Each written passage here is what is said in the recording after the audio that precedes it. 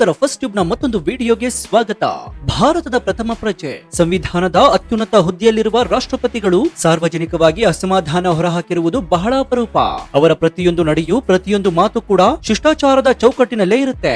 ಆದ್ರೆ ಪಶ್ಚಿಮ ಬಂಗಾಳದ ಶಿಲಿಗುರಿಯಲ್ಲಿ ನಡೆದ ಒಂದು ಘಟನೆ ರಾಷ್ಟ್ರಪತಿ ದ್ರೌಪದಿ ಮುರ್ಮು ಅವರು ತಮ್ಮ ಅಸಮಾಧಾನವನ್ನ ಬಹಿರಂಗವಾಗಿ ಹೊರಹಾಕುವಂತೆ ಮಾಡಿದೆ. ಹೌದು, ಮಮತಾ ಬ್ಯಾನರ್ಜಿ ನೇತೃತ್ವದ ಪಶ್ಚಿಮ ಬಂಗಾಳದ ಸರ್ಕಾರದ ವಿರುದ್ಧ ರಾಷ್ಟ್ರಪತಿಗಳಾಗಿರುವಂತಹ ದ್ರೌಪದಿ ಮುರ್ಮು ಅವರು ಏಕಾಏಕಿ ಗರಂ ಆಗಿದ್ದಾರೆ. ಮಮತಾ ದೀದಿ, ನೀವು ನನ್ನ ಸಹೋದರಿ ಇದ್ದಂತೆ, ನಾನು ಕೂಡ ಬಂಗಾಳದ ಮಗಳು, ಇಲ್ಲಿಗೆ ಬರಲು ನನಗ್ಯಾಕೆ ಅವಕಾಶ ನೀಡ್ತಾ ಇಲ್ಲ ಹೀಗಂತ ರಾಷ್ಟ್ರಪತಿಗಳು ಕೇಳಿದ ಪ್ರಶ್ನೆ ಈಗ ಇಡೀ ದೇಶಾದ್ಯಂತ ಸಂಚಲನವನ್ನ ಸೃಷ್ಟಿ ಮಾಡಿದೆ. ಅಷ್ಟಕ್ಕೂ ಸಿಲಿಗುರಿಯಲ್ಲಿ ನಡೆದಿದ್ದೇನು? ರಾಷ್ಟ್ರಪತಿ ದ್ರೌಪದಿ ಮುರ್ಮು ಅವರ ಕಾರ್ಯಕ್ರಮದ ಸ್ಥಳವನ್ನ ಕೊನೆ ಕ್ಷಣದಲ್ಲಿ ಬದಲಾಯಿಸಿದ್ದಾದ್ರೂ ಯಾಕೆ? ಪ್ರೋಟೋಕಾಲ್ ಅಥವಾ ಶಿಷ್ಟಾಚಾರದ ಉಲ್ಲಂಘನೆ ಹೇಗಾಯ್ತು? ಈ ಎಲ್ಲ ಮಾಹಿತಿನ ಇವತ್ತಿನ ಈ ವಿಡಿಯೋದಲ್ಲಿ ನೋಡೋಣ. ಆದ್ರೆ ಅದಕ್ಕೂ ಮುನ್ನ ನಿಮ್ಗೇನನ್ಸುತ್ತೆ? ಪಶ್ಚಿಮ ಬಂಗಾಳದಲ್ಲಿ ಮಾನ್ಯ ರಾಷ್ಟ್ರಪತಿಗಳು ಮಮತಾ ಬ್ಯಾನರ್ಜಿ ಸರ್ಕಾರಕ್ಕೆ ದಿಗ್ಬಂಧನವನ್ನ ಹಾಕಿ ಅಲ್ಲಿ ರಾಷ್ಟ್ರಪತಿ ಆಳ್ವಿಕೆಯನ್ನು ತರಬೇಕಾ?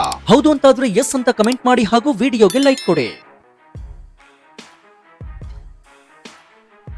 ಪಶ್ಚಿಮ ಬಂಗಾಳದಲ್ಲಿ ಆದಿವಾಸಿ ಸಮುದಾಯದ ಅತಿ ದೊಡ್ಡ ಕಾರ್ಯಕ್ರಮವೊಂದು ಆಯೋಜನೆ ಮಾಡಲಾಗಿತ್ತು. ಅದೇ ಅಂತಾರಾಷ್ಟ್ರೀಯ ಆದಿವಾಸಿ ಸಮಾವೇಶ. ಶನಿವಾರ ಪಶ್ಚಿಮ ಬಂಗಾಳದ ಡಾರ್ಜಿಲಿಂಗ್ ನಲ್ಲಿ ನಡೆದ 9ನೇ ಅಂತಾರಾಷ್ಟ್ರೀಯ ಸಂತಾಲ್ ಸಮ್ಮೇಳನದಲ್ಲಿ ಪಾಲ್ಗೊಳ್ಳಲು ರಾಷ್ಟ್ರಪತಿ ದ್ರೌಪದಿ ಮುರ್ಮು ಅವರು ಅತಿಥಿಯಾಗಿ ಆಗಮಿಸಿದ್ರು. ಮೊದಲೇ ನಿಗದಿಪಡಿಸಿದಂತೆ ಈ ಕಾರ್ಯಕ್ರಮ ಬಿದಾನಗರದಲ್ಲಿ ನಡೆಯಬೇಕಾಗಿತ್ತು. ದೇಶದ ರಾಷ್ಟ್ರಪತಿಗಳು ಭಾಗವಹಿಸುವ ಕಾರ್ಯಕ್ರಮ ಎಂದ ಮೇಲೆ ತಿಂಗಳುಗಳ ಮುಂಚೆಯೇ ಭದ್ರತಾ ಪರಿಶೀಲನೆ, ಸ್ಥಳದ ಆಯ್ಕೆ ಎಲ್ಲವೂ ಕೂಡ ಮುಗಿದಿರುತ್ತೆ. ಆದ್ರೆ ಇಲ್ಲಿ ನಡೆದಿದ್ದೇ ಬೇರೆ. ಮಮತಾ ಬ್ಯಾನರ್ಜಿ ನೇತೃತ್ವದ ಪಶ್ಚಿಮ ಬಂಗಾಳ ಸರ್ಕಾರ ಬಿದಾನಗರದಲ್ಲಿ ಕಾರ್ಯಕ್ರಮ ನಡೆಸಲು ಅನುಮತಿ ನಿರಾಕರಿಸಿತ್ತು. ಹೌದು, ನೀವು ಕೇಳಿಸ್ಕೊಳ್ತಾ ಇರೋದು ಅಕ್ಷರಶಃ ನಿಜ. ರಾಷ್ಟ್ರಪತಿಗಳ ಕಾರ್ಯಕ್ರಮಕ್ಕೆ ರಾಜ್ಯ ಸರ್ಕಾರದಿಂದ ಅನುಮತಿ ಸಿಗಲಿಲ್ಲ. ಇದರ ಪರಿಣಾಮವಾಗಿ ಕೊನೆ ಕ್ಷಣದಲ್ಲಿ ಕಾರ್ಯಕ್ರಮದ ಸ್ಥಳವನ್ನ ಬಾಗ್ಡೋಗ್ರಾ ವಿಮಾನ ನಿಲ್ದಾಣದ ಸಮೀಪದ ಗೋಸೈಪುರಕ್ಕೆ ಬದಲಾಯಿಸಬೇಕಾಯಿತು. ಒಂದು ರಾಜ್ಯ ಸರ್ಕಾರ ದೇಶದ ಪ್ರಥಮ ಪ್ರಜೆಯ ಕಾರ್ಯಕ್ರಮಕ್ಕೆ ಅಡೆತಡೆ ಉಂಟು ಮಾಡಿದ್ದು ರಾಷ್ಟ್ರಪತಿಗಳ ಅಸಮಾಧಾನಕ್ಕೆ ಮೊದಲ ಕಾರಣವಾಯಿತು. ಸ್ಥಳ ಬದಲಾವಣೆ ಕೇವಲ ಆರಂಭವಷ್ಟೇ ಆಗಿತ್ತು. ಅಸಲಿ ಆಘಾತ ಕಾದಿದ್ದು ವಿಮಾನ ನಿಲ್ದಾಣದಲ್ಲಿ. ಭಾರತದ ಶಿಷ್ಟಾಚಾರ ಅಥವಾ ಪ್ರೋಟೋಕಾಲ್ ಪ್ರಕಾರ ರಾಷ್ಟ್ರಪತಿಗಳು ಅಥವಾ ಪ್ರಧಾನಿ ಯಾವುದೇ ರಾಜ್ಯಕ್ಕೆ ಭೇಟಿ ನೀಡಿದಾಗ ಆ ರಾಜ್ಯದ ಮುಖ್ಯಮಂತ್ರಿ, ರಾಜ್ಯಪಾಲರು ಮತ್ತು ಹಿರಿಯ ಸಚಿವರು ವಿಮಾನ ನಿಲ್ದಾಣಕ್ಕೆ ತೆರಳಿ ಅವರನ್ನ ಅಧಿಕೃತವಾಗಿ ಸ್ವಾಗತ ಮಾಡಬೇಕು. ಇದು ಕೇವಲ ಸಂಪ್ರದಾಯವಲ್ಲ, ಸಂವಿಧಾನಾತ್ಮಕ ಹುದ್ದೆಗೆ ನೀಡುವ ಗೌರವವಾಗಿದೆ. ಆದ್ರೆ ರಾಷ್ಟ್ರಪತಿ ದ್ರೌಪದಿ ಮುರ್ಮು ಅವರು ಶಿಲಿಗುರಿಗೆ ಆಗಮಿಸಿದಾಗ ಮುಖ್ಯಮಂತ್ರಿ ಮಮತಾ ಬ್ಯಾನರ್ಜಿ ಅಲ್ಲಿರಲಿಲ್ಲ. ಇದಷ್ಟೇ ಅಲ್ಲ, ಅವರ ಸಂಪುಟದ ಯಾವುದೇ ಒಬ್ಬ ಹಿರಿಯ ಸಚಿವರು ರಾಷ್ಟ್ರಪತಿಗಳನ್ನ ಸ್ವಾಗತಿಸಲು ವಿಮಾನ ನಿಲ್ದಾಣದತ್ತ ಸುಳಿವೇ ಇರಲಿಲ್ಲ. ಇದು ಅಕ್ಷರಶಃ ಪ್ರೋಟೋಕಾಲ್ ಗಂಭೀರ ಲೋಪವಾಗಿದೆ. ಸಂವಿಧಾನದ ಅತ್ಯುನ್ನತ ಹುದ್ದೆಯಲ್ಲಿರುವಂತಹ ಒಬ್ಬ ಆದಿವಾಸಿ ಮಹಿಳೆಗೆ ರಾಜ್ಯ ಸರ್ಕಾರ ತೋರಿಸಿದ ಆ ನಿರ್ಲಕ್ಷ್ಯ ಸಹಜವಾಗಿಯೇ ಕೇಂದ್ರ ಸರ್ಕಾರ ಮತ್ತು ರಾಷ್ಟ್ರಪತಿಗಳ ಕೆಂಗಣ್ಣಿಗೆ ಗುರಿಯಾಯಿತು. ಈ ಎಲ್ಲಾ ಅಡೆತಡೆಗಳನ್ನ ದಾಟಿ ಗೋಸೈಪುರದಲ್ಲಿ ನಡೆದಂತಹ ಸಮಾವೇಶದಲ್ಲಿ ರಾಷ್ಟ್ರಪತಿ ದ್ರೌಪದಿ ಮುರ್ಮು ವೇದಿಕೆಯನ್ನ ಇರ್ತಾರೆ. ಅವರ ಮುಖದಲ್ಲಿ ಎಂದಿನ ನಗು ಇದ್ರೂ ಕೂಡ ಮಾತಿನಲ್ಲಿ ನೇರವಾದ ಚಾಟಿ ಏಟಿತ್ತು. ಕಾರ್ಯಕ್ರಮಕ್ಕೆ ಅನುಮತಿ ನೀಡುವಲ್ಲಿನ ವಿಳಂಬ, ಸ್ಥಳ ಬದಲಾವಣೆ ಮತ್ತು ಪ್ರೋಟೋಕಾಲ್ ಪಾಲನೆಯಲ್ಲಿನ ಲೋಪಗಳ ಬಗ್ಗೆ ಪ್ರಸ್ತಾಪಿಸಿದಂತಹ ರಾಷ್ಟ್ರಪತಿಗಳು ನೇರವಾಗಿ ಮಮತಾ ಬ್ಯಾನರ್ಜಿ ಅವರಿಗೆ ಸಂದೇಶವನ್ನ ರವಾನಿಸಿದ್ರು. ಅವ್ರು ಹೇಳಿದೇನೆಂದ್ರೆ, ಮಮತಾ ದೀದಿ, ನೀವು ನನ್ನ ಸಹೋದರಿ ಇದ್ದಂತೆ, ನಾನು ಕೂಡ ಬಂಗಾಳದ ಮಗಳು, ಇಲ್ಲಿಗೆ ಬರಲು ನನಗ್ಯಾಕೆ ಅವಕಾಶ ನೀಡ್ತಾ ಇಲ್ಲ? ಈ ಒಂದು ವಾಕ್ಯ ಇಡೀ ಬಂಗಾಳದ ರಾಜಕೀಯ ವಲಯದಲ್ಲಿ ಮಿಂಚಿನ ಸಂಚಲನವನ್ನ ಮೂಡಿಸಿತು. ನಾನು ಕೂಡ ಬಂಗಾಳದ ಮಗಳು ಎನ್ನುವ ಮೂಲಕ ದ್ರೌಪದಿ ಮುರ್ಮು ಅವರು ತಾವು ನೆರೆಯ ಒಡಿಶಾದವರು ಮತ್ತು ಸಂತಾಲ್ ಸಮುದಾಯದ ಬಂಗಾಳದ ಮಣ್ಣಿನೊಂದಿಗೆ ಗಾಢವಾದ ನಂಟು ಹೊಂದಿದ್ದೆ ಎಂಬುದನ್ನ ಪರೋಕ್ಷವಾಗಿ ನೆನಪಿಸಿದ್ರು.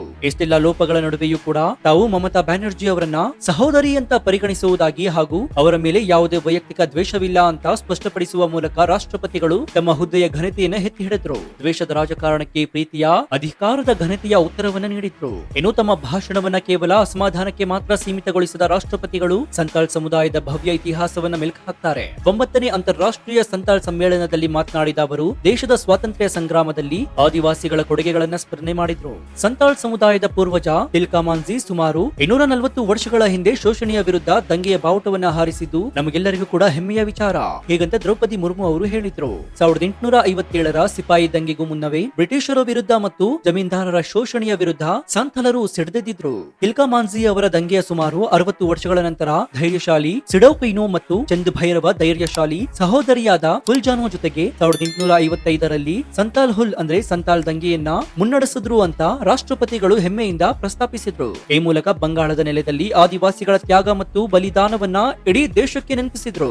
ರಾಷ್ಟ್ರಪತಿಗಳ ಈ ಭೇಟಿ ಮತ್ತು ಅಲ್ಲಿ ನಡೆದ ಪ್ರೋಟೋಕಾಲ್ ಪ್ರೋಟೋಕಾಲ್ ಉಲ್ಲಂಘನೆ ಈಗ ಬಂಗಾಳದಲ್ಲಿ ಭಾರಿ ರಾಜಕೀಯ ಸ್ವರೂಪವನ್ನು ಪಡೆದುಕೊಂಡಿದೆ. ಪಶ್ಚಿಮ ಬಂಗಾಳದಲ್ಲಿ ವಿಶೇಷವಾಗಿ ಜಂಗಲ್ ಮಹಲ್ ಮತ್ತು ಉತ್ತರ ಬಂಗಾಳದ ಭಾಗದಲ್ಲಿ ಗಣನೀಯ ಸಂಖ್ಯೆಯಲ್ಲಿರುವ ಆದಿವಾಸಿಗಳ ಮತ ಬ್ಯಾಂಕ್ ನಿರ್ಣಾಯಕವಾಗಿದೆ. ಟಿಎಂಸಿ ಸರ್ಕಾರ ಬುದ್ಧಿಪೂರ್ವಕವಾಗಿಯೇ ರಾಷ್ಟ್ರಪತಿಗಳನ್ನ ಕಡೆಗಣಿಸಿದೆ ಅಂತ ಬಿಜೆಪಿ ಆರೋಪಿಸಿದೆ. ಆಡಳಿತಾರೂಢ ತೃಣಮೂಲ ಕಾಂಗ್ರೆಸ್ ಭದ್ರತಾ ಕಾರಣಗಳು ಮತ್ತು ಆಡಳಿತಾತ್ಮಕ ಕಾರಣಗಳನ್ನ ಮುಂದಿಟ್ಟುಕೊಂಡು ಜಾರಿಕೊಳ್ಳುವ ಪ್ರಯತ್ನವನ್ನ ಮಾಡಿದೆ. ಆದ್ರೆ ಸಂವಿಧಾನದ ಅತ್ಯುನ್ನತ ಹುದ್ದೆಯಲ್ಲಿರುವ ಒಬ್ಬ ಆದಿವಾಸಿ ಮಹಿಳೆಗೆ ಆದಂತಹ ಈ ಅಪಮಾನವನ್ನ ಬಿಜೆಪಿ ರಾಜಕೀಯವಾಗಿ ಬಳಸಿಕೊಳ್ಳುವುದು ನಿಶ್ಚಿತ ಎಂತ ಇದ್ದಾರೆ ರಾಜಕೀಯ ಪಂಡಿತರು. ಮಮತಾ ಬ್ಯಾನರ್ಜಿ ಅವರಿಗೆ ದಲಿತರು ಮತ್ತು ಆದಿವಾಸಿಗಳ ಬಗ್ಗೆ ಗೌರವವಿಲ್ಲ ಎಂಬ ಅಸ್ತ್ರವನ್ನ ವಿರೋಧ ಪಕ್ಷಗಳು ಈಗಾಗಲೇ ಪ್ರಯೋಗ ಮಾಡ್ತಾ ಇವೆ. ರಾಜಕೀಯ ಪಕ್ಷಗಳ ನಡುವೆ ಸೈದ್ಧಾಂತಿಕ ಭಿನ್ನಾಭಿಪ್ರಾಯಗಳು, ರಾಜ್ಯ ಮತ್ತು ಕೇಂದ್ರದ ನಡುವೆ ಸಂಘರ್ಷಗಳು ಇರುವುದು ಪ್ರಜಾಪ್ರಭುತ್ವದಲ್ಲಿ ಸಹಜ. ಆದ್ರೆ ರಾಜಕೀಯ ದ್ವೇಷವು ಸಂವಿಧಾನಕ ಹುದ್ದೆಗಳ ಘನತೆಯನ್ನ ಕುಗ್ಗಿಸುವ ಮಟ್ಟಕ್ಕೆ ಇಳಿಬಾರದು ಎಂಬುದೇ ಬಹುತೇಕರ ಅಭಿಪ್ರಾಯ. ನಾನು ಕೂಡ ಬಂಗಾಳದ ಮಗಳು, ನನಗ್ಯಾಕೆ ಅವಕಾಶ ನೀಡ್ತಾ ಇಲ್ಲ ಅಂತ ರಾಷ್ಟ್ರಪತಿ ದ್ರೌಪದಿ ಮುರ್ಮು ಅವರು ಕೇಳಿದ ಪ್ರಶ್ನೆ ಕೇವಲ ಮಮತಾ ಬ್ಯಾನರ್ಜಿ ಅವರಿಗೆ ಮಾತ್ರವಲ್ಲ, ಒಟ್ಟಾರೆ ನಮ್ಮ ಪ್ರಜಾಪ್ರಭುತ್ವದ ವ್ಯವಸ್ಥೆಯಲ್ಲಿ ರಾಜಕೀಯ ಶಿಷ್ಟಾಚಾರಗಳು ಹೇಗೆ ಕುಸಿಯುತ್ತವೆ ಎನ್ನುವುದಕ್ಕೆ ಹಿಡಿದಂತಹ ಕನ್ನಡಿಯಾಗಿದೆ. ವೈಯಕ್ತಿಕ ದ್ವೇಷವಿಲ್ಲ ಎಂದು ಹೇಳುವ ಮೂಲಕ ಮುರ್ಮು ಅವರು ತಮ್ಮ ದೊಡ್ಡತನವನ್ನು ಮೆರೆದಿದ್ದಾರೆ. ಆದ್ರೆ ಈ ಘಟನೆ ಬಂಗಾಳದ ರಾಜಕಾರಣದಲ್ಲಿ ಬಹುಕಾಲ ಚರ್ಚೆಯಾಗುವುದರಲ್ಲಿ ಯಾವುದೇ ಅನುಮಾನವಿಲ್ಲ. ಇನ್ನು ರಾಷ್ಟ್ರಪತಿ ದ್ರೌಪದಿ ಮುರ್ಮು ಅವರ ಆ ಒಂದು ಪ್ರಶ್ನೆ ಈಗ ಪಶ್ಚಿಮ ಬಂಗಾಳದ ರಾಜಕೀಯದಲ್ಲಿ ಬಿರುಗಾಳಿಯನ್ನೇ ಎಬ್ಬಿಸಿದೆ. ಈ ಘಟನೆಯನ್ನ ಕೇವಲ ಶಿಷ್ಟಾಚಾರದ ಲೋಪ ಅಂತ ಒಪ್ಪಿಕೊಳ್ಳಲು ವಿರೋಧ ಪಕ್ಷಗಳು ಸಿದ್ಧವಿಲ್ಲ. ಬದಲಾಗಿ ಇದು ಮಮತಾ ಬ್ಯಾನರ್ಜಿ ಅವರ ಅಹಂಕಾರದ ಪರಮಾವಧಿ ಅಂತ ಬಿಜೆಪಿ ಸೇರಿದಂತೆ ವಿಪಕ್ಷ ನಾಯಕರು ನೇರ ದಾಳಿಯನ್ನ ಮಾಡ್ತಾ ಇದ್ದಾರೆ. ಸತತವಾಗಿ 3 ಬಾರಿ ಪಶ್ಚಿಮ ಬಂಗಾಳದಲ್ಲಿ ಭರ್ಜರಿ ಬಹುಮತದೊಂದಿಗೆ ಅಧಿಕಾರ ಹಿಡಿದಿರುವ ಮಮತಾ ಬ್ಯಾನರ್ಜಿ ಮತ್ತು ಅವರ ಟಿಎಂಸಿ ಪಕ್ಷಕ್ಕೆ ಸಂವಿಧಾನಿಕ ಹುದ್ದೆಗಳ ಬಗ್ಗೆ ಗೌರವವೇ ಇಲ್ಲ ಎಂಬ ಗಂಭೀರ ಚರ್ಚೆಗಳು ಈಗ ಸಾರ್ವಜನಿಕ ವಲಯದಲ್ಲಿ ಶುರುವಾಗಿವೆ. ಕೇಂದ್ರದ ನಾಯಕರು ಬಂದ್ರೆ ಸ್ವಾಗತ ಮಾಡುವುದಿಲ್ಲ, ಗಣರಾಜ್ಯೋತ್ಸವದ ಪೆರೇಡ್ಗಳಲ್ಲಿ ಶಿಷ್ಟಾಚಾರ ಪಾಲಿಸುವುದಿಲ್ಲ. ಈಗ ಸಾಕ್ಷಾತ್ ರಾಷ್ಟ್ರಪತಿಗಳನ್ನೇ ಕಡೆಗಣಿಸುವ ಮಟ್ಟಕ್ಕೆ ರಾಜ್ಯ ಸರ್ಕಾರಕ್ಕೆ ಅಹಂಕಾರ ಬೆಳೆದಿದ್ಯಾ ಈಗಂತ ವಿರೋಧ ಪಕ್ಷಗಳು, ಅದರಲ್ಲೂ ಮುಖ್ಯವಾಗಿ ಬಿಜೆಪಿಯ ನಾಯಕರು ಇದೇ ಸರ್ಕಾರದ ವಿರುದ್ಧ ವಾಗ್ದಾಳಿಯನ್ನು ನಡೆಸ್ತಾ ಇದ್ದಾರೆ. ಈ ಎಲ್ಲಾ ಬೆಳವಣಿಗೆಗಳ ನಡುವೆ ಪಶ್ಚಿಮ ಬಂಗಾಳದಲ್ಲಿ ರಾಷ್ಟ್ರಪತಿಗಳ ಆಳ್ವಿಕೆ ಜಾರಿಯಾಗಬೇಕೆಂಬ ಕೂಗು ಮತ್ತೆ ಮುನ್ನೆಲೆಗೆ ಬಂದಿದೆ. ಸಂವಿಧಾನದ 356ನೇ ವಿಧಿಯ ಪ್ರಕಾರ ರಾಜ್ಯದಲ್ಲಿ ಸಂವಿಧಾನಿಕ ಯಂತ್ರ ಕುಸಿದು ನೆಲಕ್ಕೆ ಬಿದ್ದಾಗ ಅಲ್ಲಿ ರಾಷ್ಟ್ರಪತಿ ಆಳ್ವಿಕೆ ಹೇರುವ ಅವಕಾಶವಿದೆ. ರಾಜ್ಯದಲ್ಲಿ ನಡೀತಾ ಇರುವಂತಹ ರಾಜಕೀಯ ಹಿಂಸಾಚಾರ, ಭ್ರಷ್ಟಾಚಾರದ ಆರೋಪಗಳು ಈಗ ಸ್ವತಃ ರಾಷ್ಟ್ರಪತಿಗಳಿಗೆ ಆದ ಅಪಮಾನ, ಇವೆಲ್ಲವನ್ನು ಮುಂದಿಟ್ಟುಕೊಂಡು ಪಶ್ಚಿಮ ಬಂಗಾಳದಲ್ಲಿ ಸಂವಿಧಾನಿಕ ಬಿಕ್ಕಟ್ಟು ಸೃಷ್ಟಿಯಾಗಿದೆ. ತಕ್ಷಣವೇ ಮಮತಾ ಸರ್ಕಾರವನ್ನು ವಜಾಗೊಳಿಸಿ ರಾಷ್ಟ್ರಪತಿ ಆಳ್ವಿಕೆ ಹೇರಬೇಕು ಅಂತ ವಿರೋಧ ಪಕ್ಷಗಳು ಪಟ್ಟು ಹಿಡಿದಿವೆ. ಆದ್ರೆ ಟಿಎಂಸಿ ನಾಯಕರು ಈ ಎಲ್ಲಾ ಆರೋಪಗಳನ್ನ ಸಾರಾಸಗಟ್ಟಾಗಿ ತಳ್ಳಹಾಕ್ತಾ ಇದ್ದಾರೆ. ಇದು ಬಿಜೆಪಿಯ ರಾಜಕೀಯ ಷಡ್ಯಂತರ. ವಿರೋಧ ಪಕ್ಷದ ಸರ್ಕಾರವಿರುವ ರಾಜ್ಯಗಳನ್ನ ಅಸ್ಥಿರಗೊಳಿಸುವುದು, ರಾಷ್ಟ್ರಪತಿಗಳು ಹಾಗೂ ರಾಜ್ಯಪಾಲರ ಹುದ್ದೆಗಳನ್ನ ಕೇಂದ್ರ ಸರ್ಕಾರ ದುರ್ಬಳಕೆ ಮಾಡಿಕೊಳ್ತಾ ಇದೆ ಎಂಬುದು ಮಮತಾ ಬ್ಯಾನರ್ಜಿ ಅವರ ಬೆಂಬಲಿಗರ ತಿರುಗೇಟಾಗಿದೆ. ಒಟ್ನಲ್ಲಿ ಶಿಷ್ಟಾಚಾರ ಲೋಪದಿಂದಾಗಿ ಶುರುವಾದ ಈ ಕಿಡಿ ಈಗ ರಾಷ್ಟ್ರಪತಿ ಆಳ್ವಿಕೆಯ ಬೇಡಿಕೆಗಳವರೆಗೂ ಕೂಡ ಬಂದು ನಿಂತಿದೆ. ಮಮತಾ ಬ್ಯಾನರ್ಜಿ ಅವರ ಆಡಳಿತ ಶೈಲಿ ದಿಟ್ಟತನವೋ ಅಥವಾ ವಿಪಕ್ಷಗಳು ಆರೋಪಿಸ್ತಾ ಇರುವಂತೆ ಅಹಂಕಾರವೋ? ಬಂಗಾಳದಲ್ಲಿ ನಿಜಕ್ಕೂ ರಾಷ್ಟ್ರಪತಿ ಆಳ್ವಿಕೆ ಅಗತ್ಯವಿದ್ದ?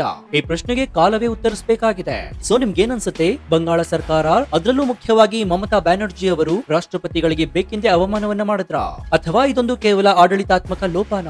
ನಿಮ್ಗೇನನ್ಸುತ್ತೆ ಅಂತ ಕಮೆಂಟ್ ಮಾಡಿ ಹಾಗೂ ವಿಡಿಯೋಗೆ ಲೈಕ್ ಕೊಡಿ. ಜೊತೆಗೆ ನೀವಿನ್ನೂ ನಮ್ಮ ಚಾನೆಲ್ ಅನ್ನ ಸಬ್ಸ್ಕ್ರೈಬ್ ಮಾಡ್ಕೊಂಡಿಲ್ಲ ಅಂದ್ರೆ ಈ ಕೂಡಲೇ ಸಬ್ಸ್ಕ್ರೈಬ್ ಮಾಡ್ಕೊಂಡು ಪಕ್ಕದಲ್ಲಿರುವಂತಹ ಬೆಲ್ ಐಕಾನ್ ಅನ್ನ ಪ್ರೆಸ್ ಮಾಡಿ.